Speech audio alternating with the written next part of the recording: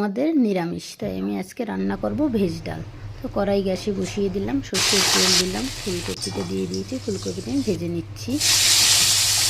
গাজর দিয়ে দিচ্ছি, বরবটি দিয়ে দিচ্ছি, যেহেতু বিনস নেই আমি বরবটি দিয়েছি। তবে ওই তেলের ভিতরেই কাজুটা দিয়ে দিলাম, কাজুটা ভাজা হয়ে গেছে, এবার ডালটাও ভেজে নিচ্ছি। ডাল ভাজা হয়ে গেছে, আমি জল দিয়ে দিলাম, নুন দিয়ে দিলাম, তো তাড়াতাড়ি ডালটা সিদ্ধ হয়ে যায়। মশলা করে নিচ্ছি, আদা জিরে আমি বেটে নিচ্ছি, বাটা হয়ে গেছে। এবার আমি ডালটা ফোড়ন দেবো, জিরে, দারচিনি, তেজপাতা, কাঁচা লঙ্কা, শুকনো লঙ্কা যে বেটে রেখেছি ওই মশলাটা, আদা জিরে, টমেটো কুচানো দিয়ে দিলাম। মশলাটা কষানো হয়ে গেছে, আমি ডালটা ঢেলে দিলাম, ডালটা ফুটছে।